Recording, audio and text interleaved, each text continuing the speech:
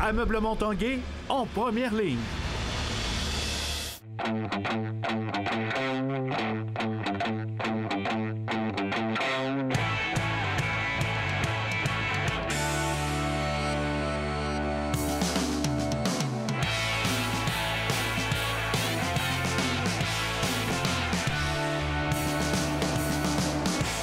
À tous un bon mardi. Bienvenue à l'Esprit sportif. Au menu de l'émission aujourd'hui, on parlera un peu plus tard de deck hockey alors qu'il y a des athlètes de la région de Québec qui partent cette semaine pour participer au championnat du monde. Également, Lexon Mathieu, le jeune boxeur de Québec qui fait le saut chez les pros. Mais d'abord, on parle patinage de vitesse longue piste.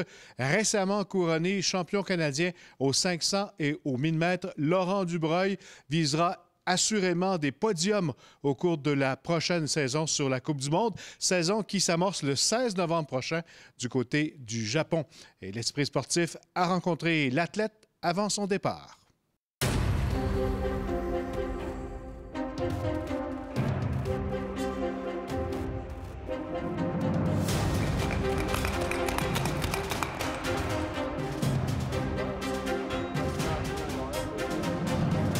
Laurent Dubreuil, bienvenue à l'Esprit sportif. Merci de m'avoir. Laurent, une nouvelle saison qui s'amorce dans quelques semaines. Dans quel état d'esprit on amorce cet après-Jeux olympiques? Je suis excité, je suis confiant. Je me suis super bien senti dans le dernier mois à l'entraînement. Au championnat canadien, j'ai gagné 500 pour seulement la deuxième fois de ma carrière. Puis pour la première fois, j'ai gagné le 1000 mètres au notre championnat national. Donc, les résultats ont été très bons au national, puis j'ai vraiment hâte de voir à l'international qu'est-ce que je suis capable d'accomplir cette saison. Premièrement, je veux faire des bons résultats, me positionner pour avoir une bonne saison en deuxième moitié de saison quand il y a les championnats du monde.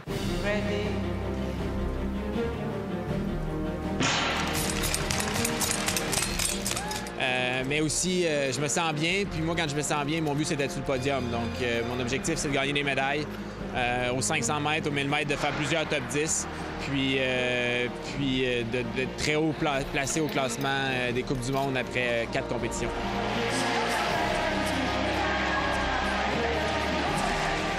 Les titres canadiens pour Laurent aux 500, aux 1000 mètres, c'est ce qu'on voulait pour bien partir nouveau cycle? Oui. En fait, ça a été quand même assez surprenant parce qu'il est allé vraiment vite. Là, les temps qu'il a fait, 34-6 à cette période-ci de l'année, je pense que ça aurait été une médaille durant une Coupe du monde, ça. Là. Puis aux 1000 mètres, une 8-4, je pense que c'est dans presque ses meilleurs. Alors oui, à cette période-ci de l'année, ça paraît que c'est bien entraîné. Je pense qu'il a fait le vide par rapport à l'année passée. Et puis, je pense que lui, il a vraiment tourné la page. Et puis, là, il a 25 ans. Hein, fait que je pense qu'il est prêt là, pour le prochain défi. Là. Physiquement, tout est rentré dans l'ordre? Tout est rentré dans l'ordre. C'est l'année, je dirais, que j'ai eu le moins de problèmes de dos depuis que je patine. Je fais beaucoup d'exercices. J'ai adapté mon entraînement pour mon dos, donc j'ai pas fait de musculation du tout de l'été. Afin d'être plus léger, un peu plus souple, puis moins de taxer mon dos. Puis ça a apporté ses fruits. Je me sentais bien. Mon dos se portait bien pendant l'été, mais le but, c'est pas d'avoir moins mal au dos, c'est de rouler aussi. Si c'est moins mal au dos, mais t'es une seconde plus lent, t'es 35e au monde, ça vaut pas la peine. Mais les résultats sont au rendez-vous, puis moins de douleur, donc je pourrais pas plus demander mieux comme était d'entraînement. Pas trop de misère à te remotiver pour refaire un autre cycle de 4 ans? Non, je suis encore assez jeune. J'alterne à me sentir jeune et me sentir vieux. C'est sûr que je suis un vétéran. C'est ma 8e saison internationale. 8e saison internationale, c'est quand même, ça fait longtemps. Mais je suis pas si vieux que ça encore. Il y a plusieurs de mes compétiteurs qui ont 30 ans, 2 enfants. Donc, je suis pas encore rendu là en âge puis en expérience, mais normalement, dans la logique de notre sport, ça devrait être mon meilleur cycle olympique le prochain, 26 à 29 ans. Là. Ça devrait être mes meilleures performances en carrière. Donc, j'ai pas pris ça à la légère cet été. Puis, mon but, c'est de gagner des médailles plus que dans le dernier cycle.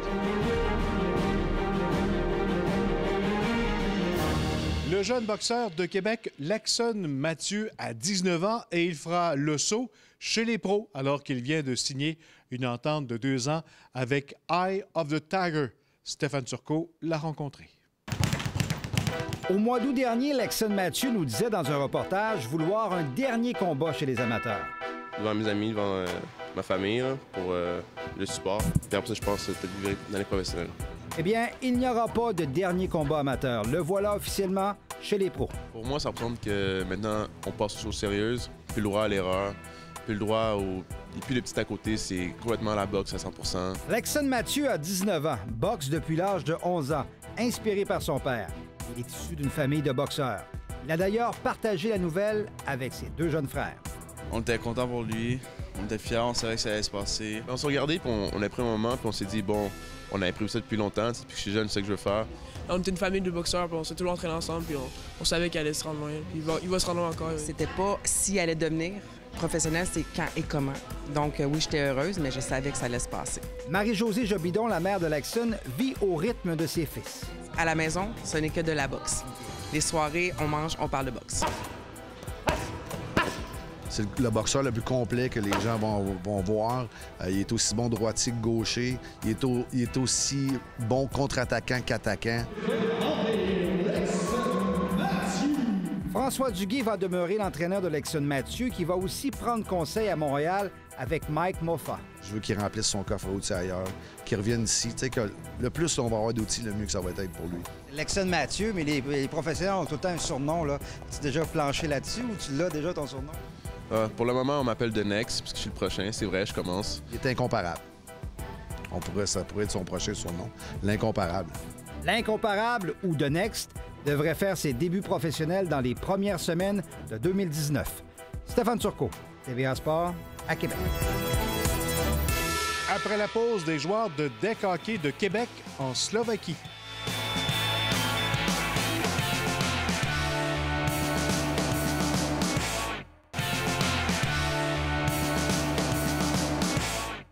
Plusieurs joueurs de deck hockey de la région de Québec quitteront dans quelques heures pour participer au championnat du monde de hockey-ball 3 contre 3. Ça se déroule du côté de Bratislava, en Slovaquie. Ils rivaliseront contre les meilleurs au monde.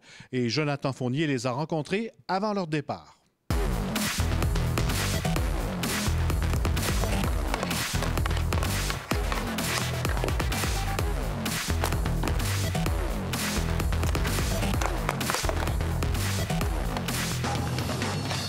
Éric, tout d'abord, on situe le championnat du monde en deck hockey 3 contre 3. C'est quelque chose qui est quand même assez récent. Effectivement, le 3 contre 3 est en train de prendre la place, pas juste au Canada puis aux États-Unis, mais un peu partout dans le monde, c'est en train de progresser. Puis on espère bien voir le 3 contre 3 qui va être plus hockey-ball que deck hockey, l'appellation mondiale, aux Olympiques d'ici une douzaine d'années. Ici, à Lévis et au Québec, le 3 contre 3 a pris la quasi-totalité de la place. Maintenant, quand on joue au bon vieux hockey Cossum, au deck hockey, on joue 3 contre. Exactement. Puis de plus en plus, les pays européens commencent à jouer au 3 contre 3. Les Russes jouent au 3 contre 3. Les Américains.